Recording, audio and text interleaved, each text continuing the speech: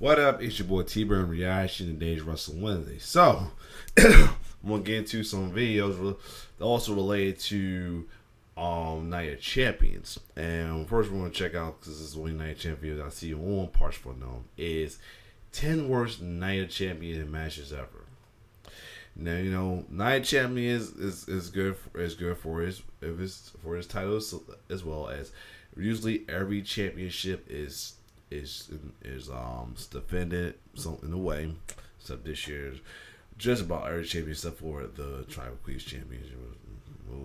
It was rumored that they're trying to keep that thing even longer than 40. Now I'm like, they can't be serious. But at this point, Vince, I'm saying it. Vince gonna do whatever the fuck they want, because you saw what happened this past Monday Night Raw with the storyline with Brock, the way they did Cody, man.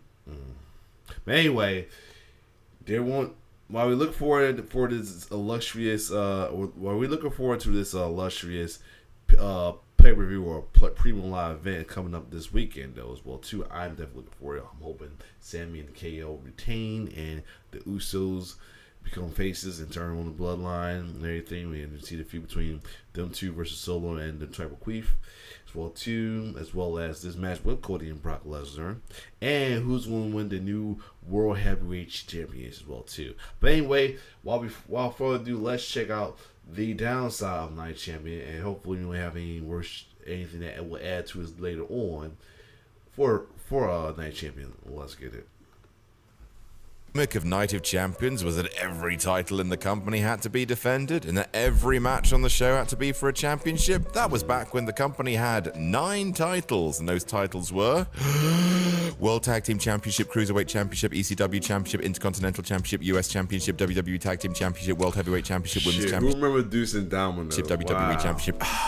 Please don't drink every time I say the word championship in this list. I will not be responsible for your liver doing a tope suicida. These days, WWE are in a weird nether space of actually having more championships, technically, at 10, but with their undisputed title holders, fewer champions. God, wrestling's weird and more complicated than it has to be all the time. Anyway, let's talk about all the worst things they've done at Night of Champions, because if the feedback to my last list is anything to go by, you hate me and you want me to only watch bad wrestling forever. I'm Adam, hailing from partsFUNknown, and here are our 10 worst Night of Champions matches ever. Alright, stop me if you've heard this one before. It's a late night, Netflix hasn't got anything you fancy. You've already watched Raw, SmackDown, NXT, and even NXT Level Up, as well as everything AEW has to offer this week. Heck, you've even gone and downloaded Impact Plus because you need to binge all the King of the Mountain matches. If only there was a way to break out the confines of your region's streaming services and instead experience something new. If this sounds like you, then we've got the solution to your woes, and its name is Surfshark VP.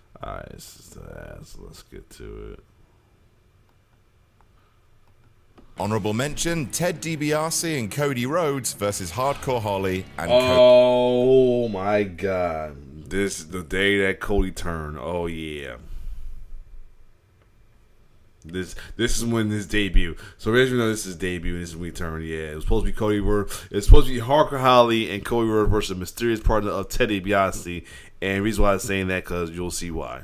Cody Rhodes, 2008. I actually like this angle, but I did want to bring up how funny it was that Cody Rhodes beat himself in 2008, turning heel and abandoning fellow tag team champion Hardcore Holly, joining forces with Ted DiBiase Jr. and winning the tag titles off himself. Doesn't make much sense. Was there a contract for this match? But wrestling doesn't really make sense, so shrug. Number 10, The Miz and John Morrison versus Finlay and Hornswoggle, 2008. Oh good, we're doing a Hornswoggle match, and this time he only has the second stupidest this is when Miz with the chick man, and it was, yeah, I remember that. Out of everyone. Always nice to see 08 Miz. Looks like if Justin Timberlake and Lynx Africa. Not gonna lie, you know he's a hero. I did like his outfit, his outfit and gear was pretty cool. No cap. You know he's a heel, unfortunately. But anyway, this is more Hornswoggle bullshit in the same year that he also technically won the Royal Rumble, I guess, because he was carried away by his dad without going over the top rope. Fresh off retiring the Cruiserweight title, and thanks for that horny, he has a pop at the tag straps. And you know what? I don't like it, but I'll put it at the bottom of this list because it actually has more spots than the average match because it's Hornswoggle. Everything's a f***ing comedy spot. But hey, the crowd like it for the most part because look at you. look at you wrestling fans, until that awkward stretch where Miz and Morrison are just like kicking Swoggle in the head. That bit is less funny. Number 9, Kane versus The Undertaker 2010. Kane and The Undertaker have fought one-on-one on pay-per-view. Guess how many times? 9 times! 9 times! And, pause for incoming hot take, none of them have been good. All of them have had some bells and whistles bullshit attached, and some of them have had amazing builds. But depending on your tolerance for JR filling in boring points in a boring match with a reminder that both men are literal wizards, it's all fairly dull walk, punch, no-sell snoozathons. Step right up their 2010 feud, which is uniformly because it's almost the exact same stuff they used to do, except both men are approaching nth levels of nippiness. At one point in this Night of Champions match for the Big Red Machine's first and only World Heavyweight Championship, Kane hits the ropes, hit a running leg drop, rebounds off the ropes, then just stops and walks the rest of the way before hitting the move. It's a pretty good metaphor for the whole match and their eternal feud. Two of the most all-time non-dull characters having a very dull time together. That is 85% punch. Number 8, Candice Michelle versus Melina 2007. Okay. Not gonna lie, there was a bunch of women's matches to choose from on this list, and there are a few on here, but it's not really interesting to talk about them. It's pretty much all the same story. For almost the entirety of Night of Champions history, 2007 to 2015, the company do not care about women's wrestling. Pretty ironic that the last iteration of the pay-per-view until now sees Charlotte end Nikki Bella's longest ever Divas title run in the first women's match in Night of Champions history to actually have a heated story going into it. Anyway, apologies to Candice and Melina for not talking about their match, but there's fuck all to say. It's a bunch of screaming and hair. Melina does her best, but Candice is fairly crap, and the crowd couldn't care less. You can actually see a bunch of empty seats on camera. I'm like, out for a pit, took a break and Candice wins. On we go. Number 7, Big Show versus CM Punk 2010. Normally I wouldn't suggest anyone actually go back and watch any of these matches. Why would I want to osmose my misery into you? But damn it to hell, I really think you should go back and find CM Punk versus Big Show from 2010. Why? Because Punk cuts a killer promo. Not only on the... must be stemming from when Big Show took the mask off of him after the Straight Up Society thing when he cut his hair. Crowd on the Chicago crowd. It is wonderful. Suckers them in with "I love Chicago," and then tears apart the crowd, telling them they ruined his city. It's ace. And then out comes the Big Show, cosplaying as a baby, cosplaying as Chavo Guerrero, and fresh off SummerSlam where he beats all 3 members of the Straight Edge Society in one match, Big Show beats CM Punk in 4 minutes, for goddamn hell ass sake. Fun fact, CM Punk lost the World Heavyweight Championship at Hell in a Cell 2009. CM Punk won the WWE Championship at Money in the Bank 2011. Know how many matches on pay-per-view CM Punk won in the time between those 2 events? 2. Both against Rey Mysterio. That fact is far more interesting than this dumb Big Show match. Number 6, Mickie James versus Maryse 2009. WWE have filmed a whole bunch of cinematic matches from crazy locations over the last few years, but here's one you may have forgotten. Apparently, at Night of Champions 2009, Mickie James and Maryse fought in a forest, but no one was around to see it, because Jesus Christ, they wrestle in the loudest silence I've ever heard. I mean, this was 2009, a very bad time for women's wrestling when the butterfly belt reigned supreme. Mickie James is a very good wrestler, and Maryse, I'm sure, is a very good person, but she ain't the other thing, at least definitely not here. The match isn't Maxine Caitlyn levels of bad, there's not an insane number of botches, but when a match happens to near total audience apathy and then also lasts for 8 minutes, it's like watching grass grow out of a patch of drying paint. You beg for it to end, and to this day, scientists believe it still hasn't. Number 5, Kane versus Big Show versus Mark Henry 2008. Fun fact, one of the staples of Night of Champions is that before the match, they'd zoom in on the banner of that title hanging from the ceiling in the pretty damn cool yearly set they had for the show. Before this match, they zoom in on a picture of the air quotes ECW Championship, which is actually the WWE Cruiserweight Championship with the words ECW Championship on top of it. Wow. Why? Why is that? The Cruiserweight title was retired the year before. Did you not want to order a new banner? Did you just use a big sticker? What's Fucking happening? Vince. Anyway, on paper, this match should be fun. The kind of Haas train wreck that McIntyre versus Lashley versus Strowman ended up being. But no, not these slow boys. This time, it's not really their fault. At one point, Kane takes a bump over the top rope and slams his back into the apron, which puts him out of the match for an extended stretch, leaving Mark Henry and Big Show to improvise on the fly. And if anyone's seen Elimination Chamber 2015, they know how good Mark Henry is at improvising in a crisis.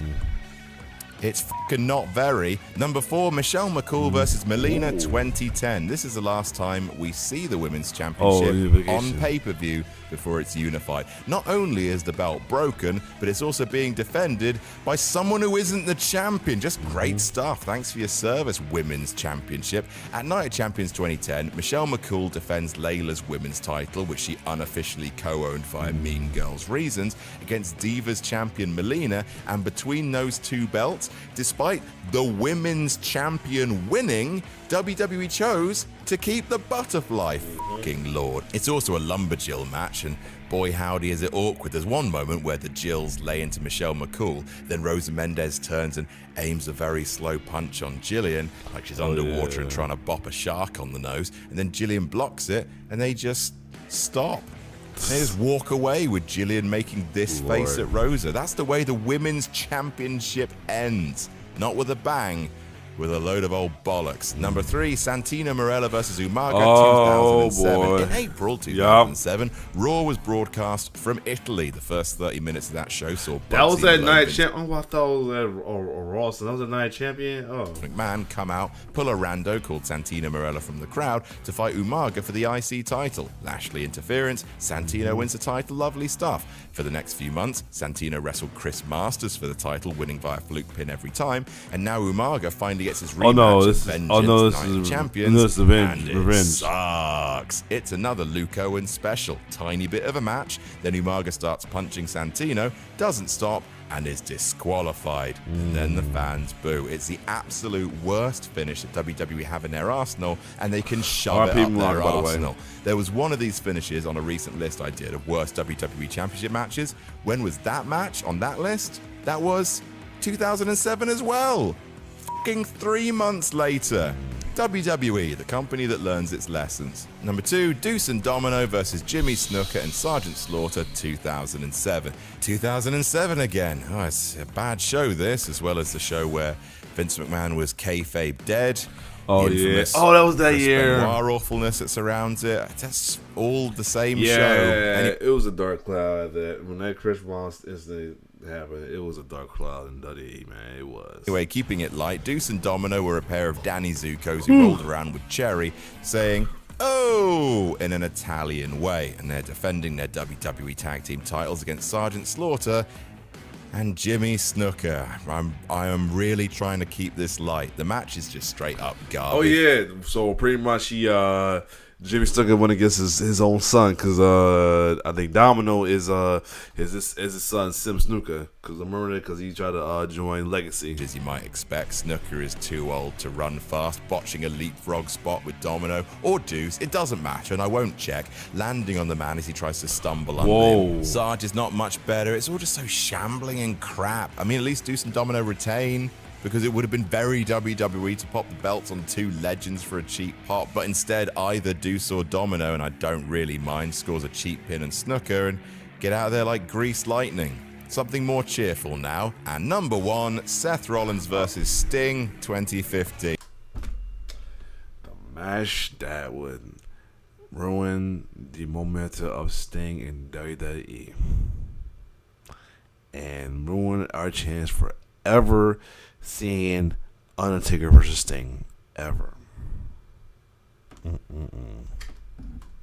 Oh, well, hey, look, Sting has wrestled since. Sting has wrestled about as well as someone his age can, so we know the story ends happily, but Lord, this match was the most horrible experience to watch. Cena and Rollins tore the house down in their match for double champ Rollins' US title, and that was shortly followed by the main event, Sting versus Rollins for the WWE title, and oh man, like for the majority of it, this match is good. It's good. Sting really going for it, trying to make Rollins look strong, and then the buckle bomb into the corner. Sting injures his neck, and he goes down, and it all gets really scary for a little bit. Now, I can watch bad wrestling all day. I can watch heatless, botch-ridden, crap stipulation, confusing, pointless wrestling all day. I never want to see this match again because that's not why I watch. For mortality to kick the door in while I'm escaping in my silly punch fireworks show, please, life, go away. Anyway, Sting is fine. The match was finished as quickly as they could manage it, but yeah, it was horrible. Please be careful, everyone. And that's our list. What's your least favorite Night of Champions match? Let us know in the comment. And if you'd like to check out more terrible wrestling, look at this. Here's a clip of the last week. All right, but anyway, yeah, there was some good amount of matches I remember. Not as much because this is around the time that I took a break from WWE at one point as well too, because I was like a little focused on college at the time and everything. But I watched some of the stuff I did, like the Cody Rhodes, and I remember the gimmicks because I was following it like lightly, but not as heavy as I was before. But yeah, so this is definitely pretty much all this has happened during the down period of WWE for one point as well too, except for the last one with Seth Rollins and Sting. Yeah, because I say that matchup, the injury, fuck up a chance for any of us to ever witness Sting kill Sting momentum WWE, and ever should get a chance to witness Sting versus Undertaker though. Other than that, if you like my reaction, like, share, subscribe to my YouTube channel. It's your boy T-Bear signing off. One love.